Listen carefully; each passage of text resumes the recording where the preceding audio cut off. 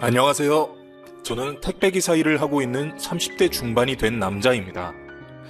전에는 회사를 다니다가 코로나로 인해 회사 사정이 좋지 않아져서 택배 일을 한 지는 2년이 다 되어 가네요. 제가 원체 근력도 좋고 힘도 좋고 하다 보니 힘들게 일하고 있지는 않습니다. 물량을 많이 받아서 배송도 빠르게 진행하고 그래서 한 달에 손에 쥐는 돈도 꽤 됩니다. 저는 부모님이 두 분 다 제가 대학교 3학년일 때 교통사고로 돌아가셨습니다. 갑작스럽게 부모님을 잃자 당시에 정말 하늘이 무너지는 것 같았죠. 저에게는 5살 터울의 여동생이 있는데 그때부터 여동생을 제가 키우다시피 하며 열심히 살았습니다. 여동생은 지금은 결혼해서 부산에서 살고 있습니다. 저도 결혼을 한 번 했었는데 실패했죠. 그 이야기에 대해 여기에 풀어내고 싶어서 이렇게 컴퓨터를 켰습니다. 아내는 제가 회사 생활을 할 때 만났습니다. 저는 서울에서 4년제 대학을 졸업하자마자 중소기업에 취업을 하게 되었습니다. 당시 고등학생이던 동생을 위해 바로 취업을 해야 했어요. 회사에 들어가서 일을 하다가 신입으로 들어온 아내를 만나게 됐습니다. 아내는 저와 다른 팀이었는데 업무적으로 부딪힐 일이 많았습니다. 그때마다 뭔가 하나씩 실수를 하고는 해서 제가 많이 가르쳐주고 도와주는 부분이 있었죠. 혜정씨, 일 배우는 거 많이 힘들죠? 이거 드시면서 하세요. 일 따라오느라 힘들어하는 아내에게 하루는 제가 커피를 한 잔 타서 주었습니다. 아내가 너무 고마워하더라고요. 고맙습니다. 잘 마실게요. 제가 오히려 커피 사드려야 하는데 오늘 퇴근 후에 시간 되세요? 아니에요, 뭘. 제가 해야 할 일을 하는 것뿐인데요. 너무 고마워서 그래요. 회사 일 얘기도 좀 더 하고 싶고 퇴근 후에 카페에서 만나요. 그날 카페에서 대화를 나누며 저희는 회사 일 외에도 다른 이야기들을 하며 서로에 대해 좀 더 알게 되는 계기가 되었죠. 그 후에도 아내가 일에 벅찰 때마다 신경이 쓰여서 많이 도움을 주었고 일 때문이라는 핑계로 회사 밖에서도 만나는 일이 많아졌습니다. 그렇게 지내다 보니 둘 다 서로에 대한 감정이 싹트기 시작했죠. 그래서 자연스럽게 연애를 하게 되었습니다. 그때 제 나이가 딱 30이었고 와이프는 저보다 2살 아래였습니다. 제가 부모님이 안 계시는 것에 대해서 좀 위축이 되어 있기 때문에 결혼까지는 생각을 못했습니다. 그렇게 1년여를 만나자 아내가 먼저 저에게 청혼을 했습니다. 오빠, 나한테 언제 청혼할 거야? 우리 이만하면 결혼할 때 되지 않았어? 결혼? 아니, 저는 아직 준비가 되지 않았다고 생각했고 자신이 없었습니다. 제가 얼버무리자 아내가 단도직입적으로 말을 하더라고요. 오빠가 무슨 생각하는지 알아. 나는 아무 상관없어. 부모님 안 계신 게 오빠 잘못은 아니잖아. 우리 엄마 아빠 그렇게 꽉 막힌 분들 아니셔. 용기를 내. 그래도 아직은 내가 준비가... 내가 그럼 청혼할게. 결혼하자. 아내의 청혼에 기쁘기도 했지만 한편으로는 걱정이 앞섰습니다. 아무래도 부모님이 안 계신 상견례 자리가 아내 부모님에게 어떻게 느껴지실지. 제가 어린 시절을 부모님 없이 큰 사람은 아니지만 사회적 편견이 있다는 건 알고 있습니다. 그리고 아내의 부모님에게는 소중한 딸일 텐데 시집가는 집에 시집이 없다는 걸 어른들이 어떻게 받아들이실지에 대해 괜한 걱정이 앞서더라고요. 하지만 아내에게 청혼까지 받은 이상 어떻게 되든 저도 부딪혀보고 싶더라고요. 아내에게 청혼을 받은 지 일주일이 지나서 아내 부모님 댁에 인사를 드리러 갔습니다.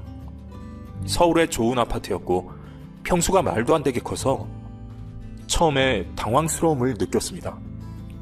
아내는 저와 연애할 때 본인의 오피스텔에서 살고 있어서 아내의 집이 이렇게까지 부자일 거라고는 예상하지 못했거든요. 아내가 하고 다니는 걸 보면 그렇게 못 사는 집 자식은 아닐 거라고 생각했는데 그 정도로 잘 사는 집 딸일 줄은 몰랐습니다. 저는 집을 들어서면서 더 압박감을 느끼기 시작했습니다. 그런 저에게 아내가 괜찮다며 힘을 실어줬죠. 그리고 놀랄 일이 더 있는데 우선 들어가자고 했어요. 현관문이 열리고 인사를 드리면서 정말 아내 말대로 깜짝 놀랐습니다. 저희 회사 사장님이 앉아 계셨거든요. 회사에 오너가 두 분이 계신데 그중 한 분이셨어요. 그분이 아내의 아버지였다니 저는 입이 다물어지지 않았습니다. 그렇게 멍한 채로 서 있자 아버님이 저에게 다정하게 먼저 말을 걸어주셨어요. 자네 뭘 그렇게 멀뚱히 서 있나? 와서 앉게. 저는 눈이 휘둥그레져서 아내를 쳐다봤죠. 아내는 그동안 말 못해서 미안하다고 하더라고요.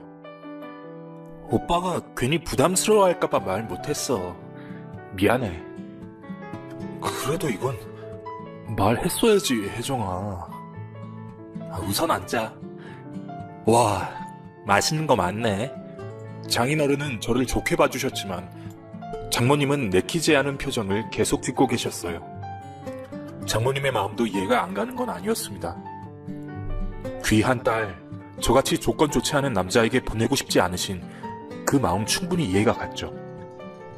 장모님의 낌새를 눈치챈 아내는 장모님 옆에 붙어 앉아서 저와 결혼을 승낙해달라고 애교를 부리더라고요. 저는 그런 아내가 사랑스럽게만 보였습니다. 제가 부모님은 일찍 돌아가셨지만 아내 복이 있나 보다. 당시에는 그렇게 생각했어요.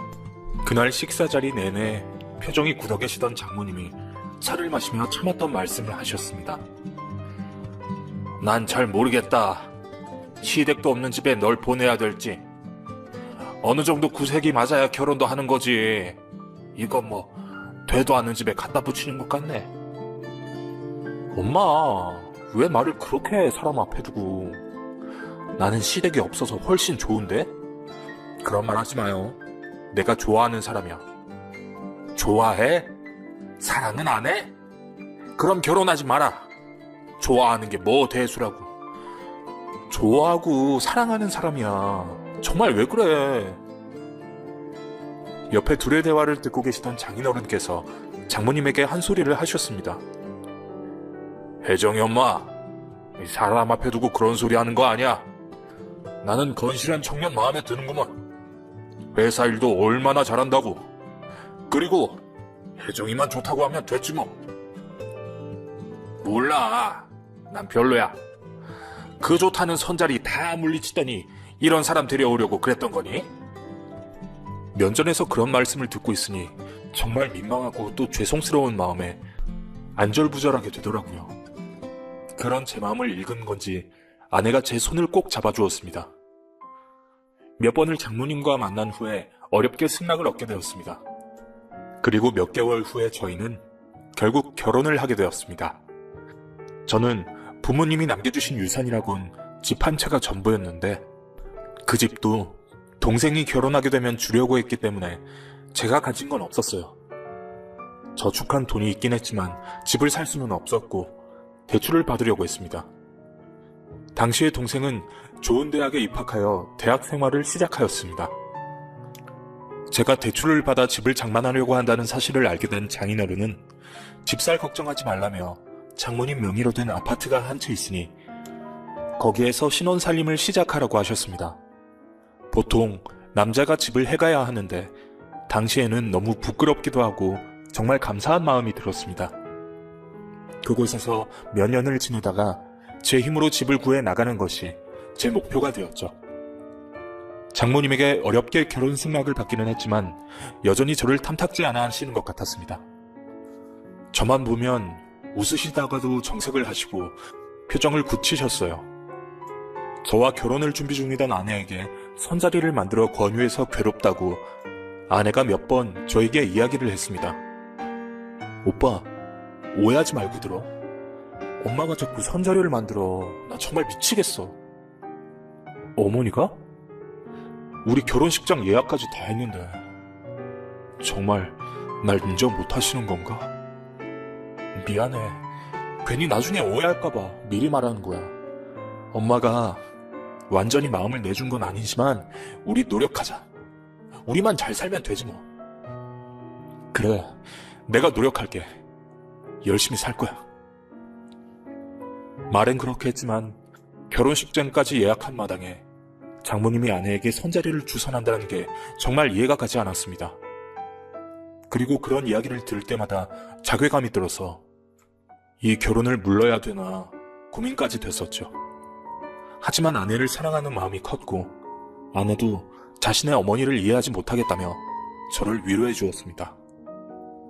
다행히 아내는 다른 생각은 안 하고 저만 보며 결혼을 준비했습니다. 그때는 그렇다고 생각했습니다. 아무튼 혼수는 제가 그래도 할 수 있는 선에서 최선을 다해서 준비해 갔습니다. 결혼 후 얼마 지나지 않아 아내는 직장을 그만두고 전업주부를 하겠다고 선언했습니다. 일도 힘들고 전업주부로 살면서 저를 보필하고 아이도 낳고 그러고 싶다고요. 저도 찬성했습니다. 회사 사장님이 장인어른이라고 해서 저에게 더 나은 혜택이 있던 것은 아닙니다. 사실 아내는 낙하산으로 입사를 했었지만 저는 정정당당히 제 힘으로 회사에 입사했고 열심히 일했습니다. 하지만 알콩달콩 행복할 줄만 알았던 저의 결혼 생활은 시작한 지 1년도 되지 않아 파국을 맞게 되었습니다. 저희 집과 장인어른 댁은 걸어서 10분 내로 아주 가까운 곳이었어요. 그래서 아내도 친정에 자주 왔다 갔다 하고는 했지요. 결혼 후에 임신을 하려고 노력을 했지만 어쩐지 잘 되지 않았고 아내는 운동을 해야겠다며 수영을 다니기 시작했습니다. 장모님과 함께 다닌다고 했죠. 저는 그런가 보다 했는데 거기에서 일이 난 겁니다. 수영을 다니고 난 후 몇 개월 뒤부터 아내는 저와 부부관계를 거부하기 시작했어요. 혜정아, 요즘 왜 그래? 컨디션이 안 좋아? 우리 아이 갖기로 했잖아. 아이 갖는 거 좀 미루자. 아직 신혼이고 나 아직 젊어. 너무 급하게 생각하지 말자. 아내가 그렇게 회피하고는 했어요. 저도 직장 생활하느라 피곤했고 아내 말도 일리가 있다고 생각해서 넘어갔죠.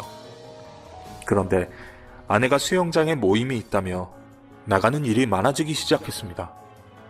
제가 퇴근을 했는데도 수영장 사람들과 모임이 있다며 나가서 술을 먹고 들어오는 날이 잦아지기 시작했어요. 수영 모임을 간다기에는 너무 꾸미고 나갔다 오는 아내의 모습을 볼 때마다 왠지 불안한 생각이 들었습니다. 저는 설마 아내가 바람을 피울까 싶어서 나쁜 생각하지 말자고 속으로 혼자 되뇌이기도 했습니다. 그럼에도 불구하고 어쩐지 스물스물 올라오는 아내에 대한 의심이 날이 갈수록 자꾸만 깊어져 갔죠. 그렇게 아내에게 다른 남자가 생긴 건 아닐까 하는 의심을 하다가도 고개를 저으며 그럴 리가 없다고 생각하며 지내던 어느 날이었습니다. 제가 지방에 출장을 가야 할 일이 있었어요. 짐을 싸고 있는데 아내가 와서 얼마나 있다가 오냐고 묻더라고요. 오빠, 어디로 가는데? 며칠이나 있다가 와? 저는 아내의 질문에 왠지 쎄한 기분이 들었고 거짓말을 치기로 했습니다. 원래 출장은 1박 2일이었는데 2박 3일이라고 속이고 일찍 올라와 보려고 속으로 생각했어요. 강원도로 가는데 2박 3일은 걸릴 것 같아. 혼자 있어야 돼서 무서우면 친정 가서 자. 근데 애가 무슨 애야? 무섭긴 뭐가 무서워. 괜찮아. 알았어. 잘 다녀와. 아내는 어쩐지 저의 출장을 반가워하는 눈치였습니다. 저는 1박 2일 동안 어떻게 업무를 했는지 모르게 정신없이 일을 하고 집으로 돌아오는 내내 어쩐지 초조한 마음이 들었습니다. 설마 아닐 거야. 아니겠지.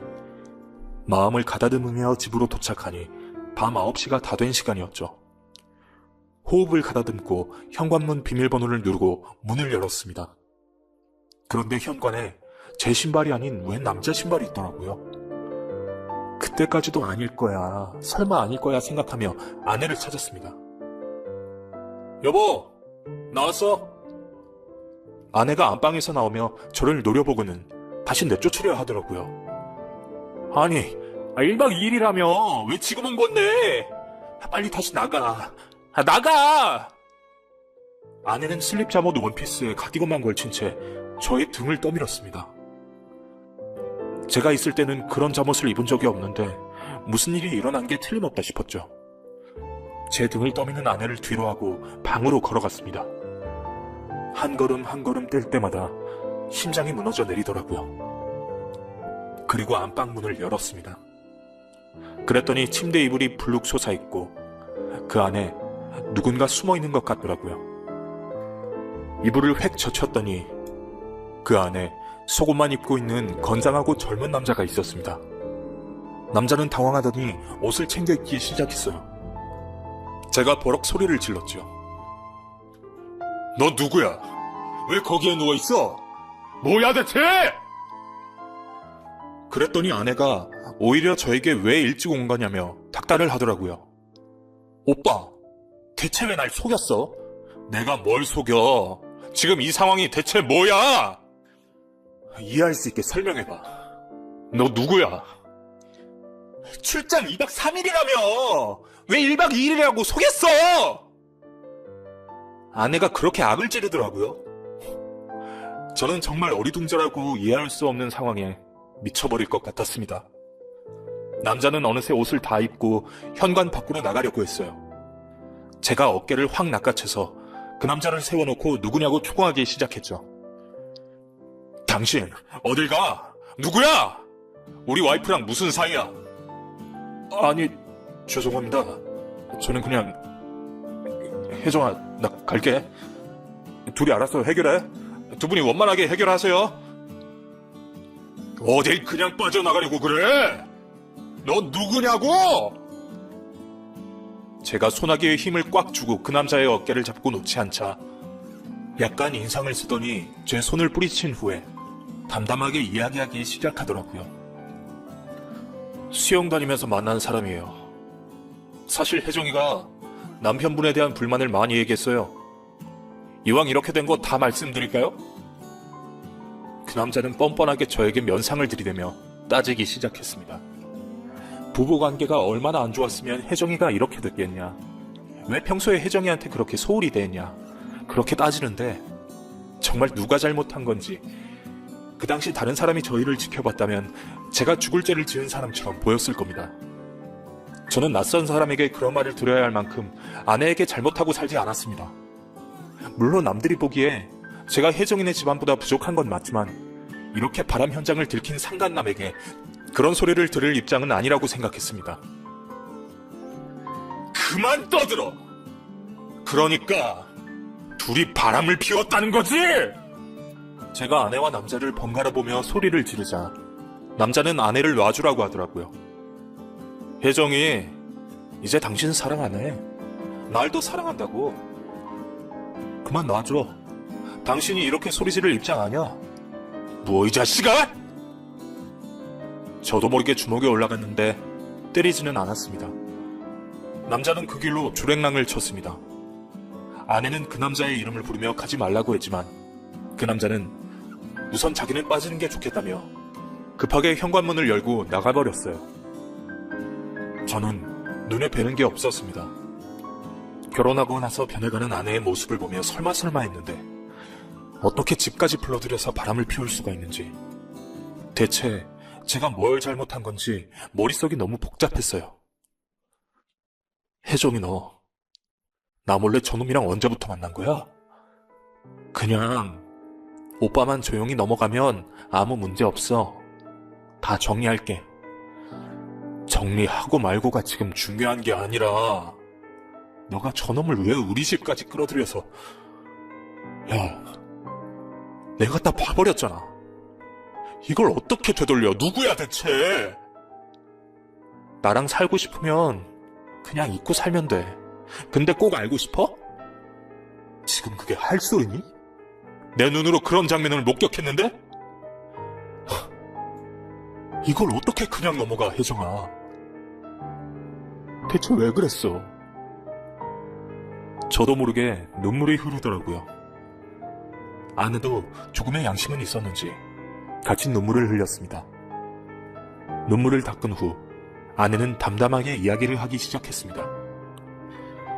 사실 오빠랑 결혼 준비할 때 엄마가 선자리 만들어줬을 때 엄마 성화로 잠깐 선봤던 사람이야. 뭐? 그럼 결혼 전부터 만났다는 거야? 아니야. 정말 그건 아니야. 결혼하고 아기도 안 생기고 엄마랑 수영장 다니는데 저 사람이 같은 수영장에 다니더라고. 그럼 장모님도 네가 바람 피운 걸 아신다는 소리야? 모르겠어. 엄마가 일부러 저 사람을 수영장으로 부른 건지는. 어쩌다 보니 이렇게 됐어. 진짜 미안해. 나 진짜 지금 머리가 터질 것 같다. 그래서 이거 어떻게 하자는 건데? 내가 어떻게 해야 하니, 혜정아? 모르겠어. 나도. 아내의 마음이 떠났다는 생각이 들었습니다. 집까지 불러들였다는 건 볼장 다 봤다는 거죠. 저는 더 이상 제 감정을 낭비하고 싶지 않았어요. 그래서 차분하게 말했습니다.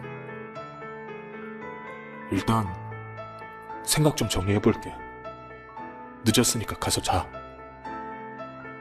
그날 밤 저는 작은 방에서 뜬 눈으로 밤을 새우며 생각에 잠겼습니다. 그리고 다음날 반차를 쓰고 장인 장모님 댁으로 찾아갔습니다. 장모님은 아침 대바람부터 무슨 일로 왔냐고 불쾌해 하시더라고요. 저는 장모님이 모든 걸 알고 있는지, 혹시 일부러 그 남자를 수영장에서 아내와 만나게 한 것인지, 그랬다면 왜 그렇게 했는지 궁금해서 장모님을 찾아뵙고 말씀드리고 싶었던 겁니다. 장모님, 알고 계셨어요? 아침 대바람부터 찾아와서 그게 무슨 소리야? 회사 출근 안 하니? 너희 사장님은 사장님인데도 벌써 출근하셨는데? 사원이라는 사람이? 혜정이 바람 피우는 거 알고 계셨냐고요? 뭐? 혜정이가 바람을 피워? 무슨 소리야? 제가 어제 출장을 다녀와서 안방 침대에서 속옷 차림으로 누워있던 남자를 봤거든요. 어머님이랑 혜정이가 같이 다니는 수영장에 다니는 남자라던데요. 무슨 같지도 않은 소리야? 헛것 봤니? 제 두 눈으로 똑똑히 봤습니다. 그리고 그 남자, 저랑 결혼 전에 장모님이 소개했던 남자라면서요. 장모님, 제가 그렇게 마음에 들지 않으세요? 그래도 저희 좋아서 결혼했고 잘 살아보려고 했는데 어떻게 결혼한 딸이 다른 남자를 만나도록 종용하고 그걸 그대로 두고 보실 수가 있으세요? 결혼 준비 때부터 저도 모르게 장모님에 대해 가지고 있던 억울하고 서글픈 마음이 터져나왔습니다. 아이고 뭐가 잘났다고 지금 나한테 와서 이렇게 따져? 애초에 하지 말았어야 할 결혼인데 네 장이 사람이 말랑해가지고 내가 울며 겨자 먹기로 결혼시킨 거야. 혜정이가 바람 피운 증거 있어? 뭐 어쩌라는 거야? 제 눈으로 똑똑히 봤다고요, 어머님. 말씀을 그렇게 하시면 저희 정말 잘 살아보려고 했어요. 봤어? 그럼 이왕 이렇게 된 거 이혼해. 이혼만 해준다면 나야 환영이지. 너 회사도 그만두고 그 집 나가. 개뿔도 없는 놈이 장가 잘 왔지 뭐. 네가 네 복 걷어 차려면 이혼해. 거짓골로 쫓겨나고 싶으면 그냥 이혼하라고. 증거 없으니까 그냥 합의 이혼해. 어머니, 정말 너무하시네요. 듣기 싫어? 자네 말 더 이상 듣기 싫네. 당장 내 집에서 나가! 저는 말문이 막혔습니다. 마치 기다렸다는 듯이 쉽게 이혼 이야기를 꺼내시는 장모님의 표정과 언행을 보고서는 정말 괴로웠어요. 그리고 고민을 했습니다. 이 결혼 생활을 유지할 수 있을지에 대해서요. 제가 아내가 바람 피우는 현장을 봤잖아요. 그 꼴을 봐버렸는데 그걸 잊고 살 수 있을지에 대해 자신이 없었습니다. 또한 저를 못마땅해 하며 언제라도 이혼시킬 준비를 하고 계시는 장모님도 저를 숨막히게 했고요. 당장 장인어른에게 말씀드리고 싶은 마음도 들었습니다. 하지만 더 이상 상황이 복잡해지는 걸 원하지 않았어요. 그래서 제 손에서 모든 걸 해결하고 싶었습니다. 그렇게 일주일을 아무 일 없는 듯이 회사를 다니며 제 속은 타들어갔지만 점점 마음을 정리하고 있었어요. 그리고 더는 못 견딜 것 같아서 회사에 사직서를 냈습니다. 장인어른이 무슨 일이냐며 저를 잡으셨지만 그냥 혜정이가 저를 더 이상 사랑하지 않는다고 한다는 말씀만 드렸습니다. 사직서를 제출 후에 저는 아내와 살던 집을 나왔습니다. 그리고 동생이 살고 있던 집으로 들어갔지요. 동생에게 이런저런 사정을 이야기했습니다. 동생은 저를 보고 안쓰러워하더라고요. 저도 부모님 없이 하나밖에 없는 동생에게 이런 모습을 보이고 싶지 않았는데 너무 미안하고 창피했습니다. 그리고 아내와 협의 이혼을 했어요. 장모님이 말씀하셨듯이 저는 정말 거지꼴이 되었죠. 하루아침에 잘 다니던 회사도 잃고 아내도 잃었습니다. 이혼 뒤에 동생과 함께 지내며 저는 얼마 동안 넋을 놓고 지냈습니다. 제가 다니던 회사와 결혼을 했던 일이 마치 꿈같이 느껴지기도 하고 이렇게 파혼하게 된 것이 너무 억울하기도 했습니다. 그런 일을 겪었지만 하나뿐인 동생을 생각하면 다시 힘을 내야 했어요. 동생은 대학을 졸업하고 회사 신입으로 바쁜 날을 보내면서 연애도 하고 있었고 결혼도 일찍 하고 싶다고 했죠. 부모님이 물려주신 재산인 집은 동생이 결혼할 때 주어야 한다고 생각했기 때문에 저는 다시 마음을 잡고 일을 구했어요. 금방 일자리를 찾았습니다. 작은 소기업이었고 월급도 그전 회사보다 줄었지만 제가 할 수 있는 일을 해야 한다고 생각했습니다. 그러던 중에 코로나가 터지고 회사가 망하여 저는 또 갈 곳을 잃어버렸죠. 안 좋은 일이 한꺼번에 닥쳐온다고 했는데 저에게는 왜 이리 안 좋은 일이 많이 생기는 건지 정말 삶에 대한 의지마저 놓고 싶은 심경이었습니다. 한 달여를 아무 일도 못하고 백수로 지내다가 일을 구하기 시작했습니다. 그리고 택배기사 일을 해보자고 다짐했습니다. 머릿속이 너무 복잡했기 때문에 몸 쓰는 일을 하면서 모든 걸 잊고 싶었던 것 같아요. 일은 생각보다 저와 잘 맞았습니다. 몸 쓰는 일을 하다 보니 머릿속을 떠다니던 잡생각들도 다 잊혀지는 것 같았어요. 남들보다 하루에 배달해야 할 물량을 많이 받아서 배송을 하다 보면 몸에 땀도 나고 저절로 운동도 되고 몸도 정신도 개운해지는 기분이 들었습니다. 돈벌이도 나쁘지 않았어요. 당시 동생이 결혼을 준비하고 있어서 저는 더 열심히 일을 했습니다. 그렇게 지내던 중 어느 날 동생은 연애하던 남자와 결혼을 하겠다고 얘기했죠. 동생이 만나던 남자는 대학 선배이고 얼마 전 변호사가 되었다고 했습니다. 부모님이 안 계신 곳에 대해서 저처럼 얕잡아 보일까봐 걱정을 했는데 동생의 남자 쪽 집안은 딸이 없어서 그런지 동생을 딸처럼 아껴주는 모습이 눈에 보였고 그래서 안심을 했습니다. 동생 결혼이 임박해지자 저는 따로 집을 구해서 나왔고 동생은 그 집에서 신혼살림을 차렸죠. 동생은 저에 대해 걱정을 많이 했어요. 자기들이 알아서 집 구해서 나갈 테니까 오빠가 이 집에서 살라고도 했고요. 하지만 저는 그럴 수 없었습니다. 아무리 동생네 시댁이 동생에게 잘해준다고 해도 시집 갈 때만큼은 남부럽지 않게 해주고 싶었습니다. 제가 부모님을 대신해서 동생에게 해줄 수 있는 건 다 해주고 싶었으니까요. 모든 불행은 저만 감당하고 싶었어요. 동생은 행복하게 살기만을 바랐죠. 다행히 좋은 남자를 만나서 결혼 생활을 잘 해나가고 지금은 저에게 조카도 생겼습니다. 저는 동생의 결혼 이후로도 꾸준히 택배기사 일을 했어요. 코로나가 터지고 나서 배송량도 많아지고 쉴 틈 없이 일을 했죠. 제 한 몸 건사하면 되니까 별 걱정도 안 들었고요. 일을 하다 보면 잡생각이 들어올 틈이 없었습니다. 그러다가 정말 말도 안 되게 전 아내의 어머니, 그러니까 저의 예전 장모님을 만나게 되었습니다. 제가 배송하는 지역이었는데 어느 아파트였어요. 배송 요청 사항에 생수 무거우니까 벨 누르고 안까지 배달해달라고 써있더라고요. 코로나 터지고 요즘은 보통 문 앞에 그냥 두고 가는 경우가 많은데 여자분이 혼자 사는 집인가 특이하다 생각했죠. 그런데 벨을 누르고 집에 들어갔더니 거기에 장모님이 계신 겁니다. 제가 마스크를 쓰고 안경에 모자까지 써서 그런지 저를 못 알아보시더라고요. 장모님이 본인 댁이 아닌 이곳에서 왜 생수를 받고 계신 건지 의아한 생각이 들었어요. 어휴, 그거 현관 앞에 그냥 두지 말고 여기로 들어와서 부엌 앞에 놔줘요. 아들, 좀 나와봐. 아들을 부르는 소리에 저는 깜짝 놀랐습니다. 제가 알기로는 제 전 아내에게 오빠나 남동생은 없는 걸로 알고 있었거든요.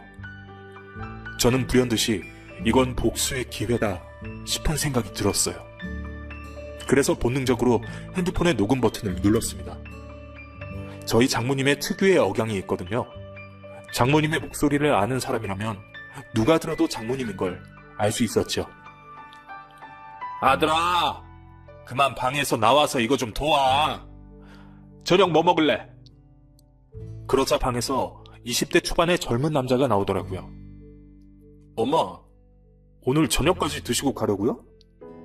그래, 아들이랑 밥 먹은 지 오래됐는데 먹고 가야지. 집에서 찾으시는 거 아니에요?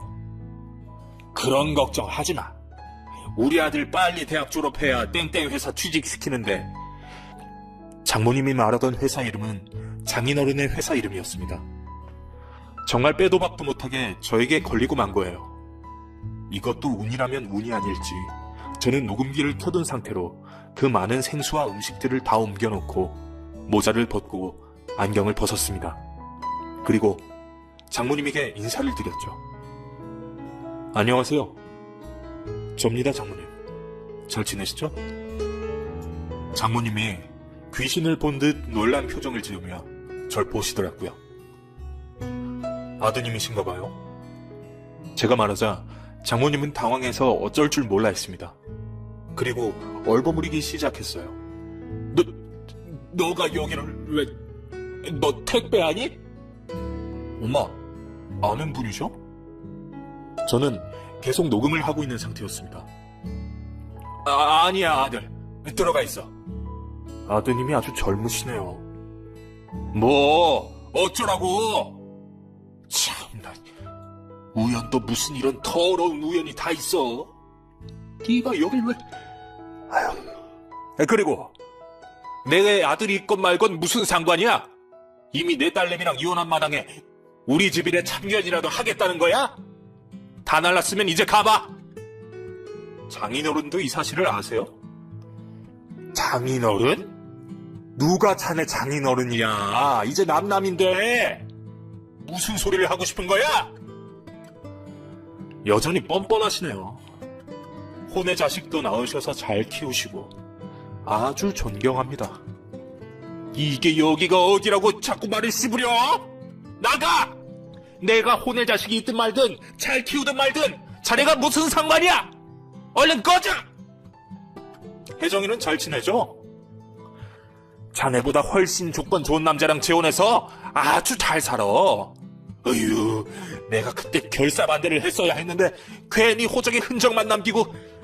혜정이 아빠, 그 바보 같은 놈 때문에 억지로 결혼을 시켜가지고 걔가 괜히 바람을 피웠겠니? 아주 술술 잘 말씀하시더라고요. 저는 녹음 중이던 핸드폰을 보여드렸습니다. 그랬더니 얼굴이 하얗게 질리시더라고요. 뭐야? 녹음 중이야? 이거 불법인 거 몰라? 당장 이는해! 장인어른이 아시면 어떻게 될지 정말 궁금하네요. 저희만 가보겠습니다. 그랬더니 제 자켓을 붙들고 놔주지 않으시더라고요. 그러시면서 저에게 제발 그 핸드폰에 녹음된 걸 지워달라고 빌기 시작하셨어요. 당장 지워줘. 우리 혜정이 아빠가 알면 나 어떻게 될지 몰라. 한 번만 모르는 척 해줘. 돈 필요해? 내가 달라는 돈 다 줄게. 돈이요? 혜정이 바람 피워서 이혼했어도 저 소송까지도 가지 않았어요. 저를 뭘로 보고 이러세요? 장모님, 항상 저 마음에 안 들어 하셨죠? 저도 장모님의 이 상황이 마음에 들지 않네요. 가보겠습니다. 거기까지 녹음을 다 했어요. 그리고 그 집을 나오는데 맨발로 쫓아오셔서 당장 핸드폰을 내놓으라고 울부짖으시더라고요. 저는 그 손길을 뿌리치고 그날 남은 택배 일을 마쳤습니다. 일단 녹음을 해두긴 했는데 어떻게 해야 할지 고민이 되더라고요. 이걸 예전 장인어른에게 알려야 할지 말아야 할지, 장모님이 저에게 했던 걸 생각하면 당장이라도 알리고 싶었는데 저도 사람인지라 고민이 되었습니다. 다음날 변호사인 동생의 남편에게 전화를 걸어 물어봤습니다. 제 사정을 다 알고 있던 매제는 협의 이혼을 했어도 3년이 지나기 전에 소송을 걸면 위자료를 받을 수 있다고 하더라고요. 돈을 받아도 그만, 안 받아도 그만이었지만 제 억울한 심경을 풀고는 싶었습니다. 그래서 제가 몰래 녹음을 해놨다고 그랬더니 불법으로 녹음한 건 증거로 채택이 되지 않는다며 통화로 녹음한 건 가능하니까 나중에 통화하게 되면 녹음을 하라고 하더라고요. 그리고 그날 밤에 장모님으로부터 전화가 왔습니다. 제가 장인어른에게 언제 알릴지 몰라 조바심이 나셨겠죠. 전화를 받자마자 저는 매제의 말대로 녹음 버튼을 눌렀습니다. 자네, 정말 이럴 거야? 예? 제가 뭘요? 그거 당장 지워! 내가 숨겨둔 아들이 있든 말든 우리끼리 알아서 할 일이야. 자네가 그걸 녹음해서 뭐 어쩌자는 거야? 뭐 어쩌자는 거 아닙니다. 녹음한 건 지웠어요. 걱정하지 마세요. 일단 그렇게 이야기를 했습니다. 그랬더니 술술 자신의 이야기를 또 하시더라고요. 혜정이는 자네랑 결혼하기 전에 내가 점찍 얻었던 남자랑 재혼해서 잘 살고 있어. 걔가 왜 바람을 피웠겠니? 다 자네 때문이지. 자네 조건이 조금만 좋았으면 나랑 혜정이가 그렇게까지 했겠냐고. 에휴, 부모 없는 것들은 이래서 안 돼. 처신 잘하고 살아. 그 말씀은 좀 심하신 것 같네요. 혜정이가 바람 피우는 게 왜 제 탓이 되나요? 자네가 부모도 없고 개뿔도 없이 우리 회사 넘보고 결혼한 거잖아. 아니야? 저는 혜정이랑 연애하고 사랑해서 결혼했습니다. 혜정이 아버님이 그 회사 사장님이신 것도 몰랐고요. 저를 자꾸 그런 사람으로 취급하지 마세요. 장모님이야말로 뒤가 구린 분이신 것 같네요. 내 뒤가 뭐? 내 아들? 그게 뭐 어쩔 건데? 택배나 하고 사는 기구 한 팔자나 잘 챙기고 사세요. 그리고 전화를 끊으셨습니다.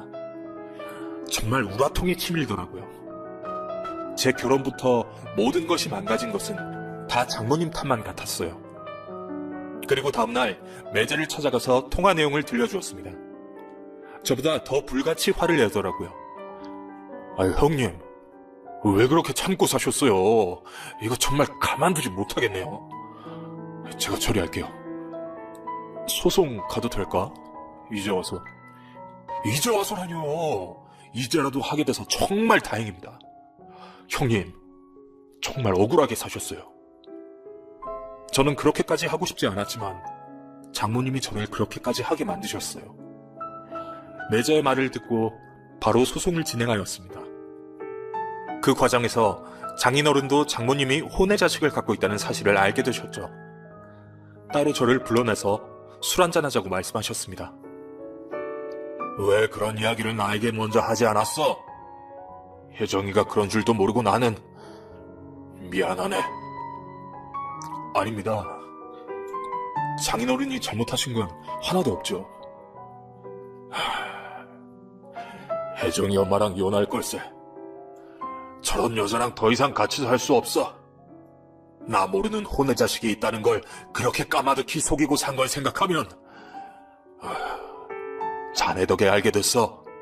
미안하고 고맙네. 아닙니다.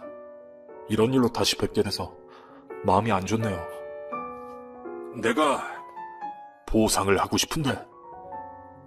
장인어른께서 왜 보상을 하세요? 괜찮아요. 사실 합의위원하고 소송을 진행할 생각 같은 거 안 했습니다. 하지만 장모님께서 저에게 했던 일들은 너무 억울했어요. 죄송합니다.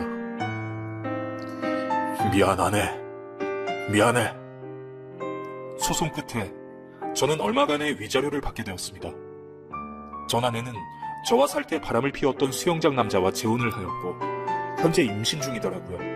한때는 정말 사랑하는 줄 알았던 여자에 대한 배신감에 가슴이 아팠습니다. 하지만 저와는 인연이 아니었다고 생각하며 그저 잘 살기만을 바랄 뿐입니다. 장인어른과 장모님은 이혼 소송을 진행 중이라고 들었습니다. 건너듣기로는 장모님은 전 아내를 낳고도 계속 만나던 남자가 있었다고 합니다. 전 아내가 성인이 될 무렵에 장모가 만나던 남자는 암으로 죽었고 홀로 남게 된 아들을 몰래 키웠다고 하더라고요. 장인어른은 제가 녹음한 내용들을 다 들으셨기 때문에 장모와 더 이상 살 수 없다고 하셨습니다. 저는 이제 그 집안일에 더 이상 신경 쓰고 싶지 않습니다. 지금은 저도 새로운 사람을 만나서 인연을 이어가고 있습니다. 지금 만나는 사람과는 정말 천생연분이라는 생각이 들 정도로 서로 취향도 맞고 가정 형편도 비슷한 사람입니다. 그 사람은 어릴 때 부모님이 여유였거든요. 하지만 혼자서도 씩씩하게 살아서 지금은 자기 일 열심히 하며 살아가는 사람입니다. 저는 택배 일을 아직 하고 있지만 슬슬 접고 다시 제가 잘하던 일을 해보려고 생각 중에 있습니다. 아직은 회사를 다닐지 제 사업을 할지 고민 중입니다. 여러 안 좋은 일이 저에게 있었지만 지금은 10년 묵은 체중이 가라앉은 듯이 편안한 마음입니다. 그리고 저에게 앞으로 좋은 일만 생길 것 같다는 예감도 듭니다. 저는 앞으로도 씩씩하게 제 삶을 잘 꾸리며 열심히 살아보겠습니다. 여러분들 행복하세요.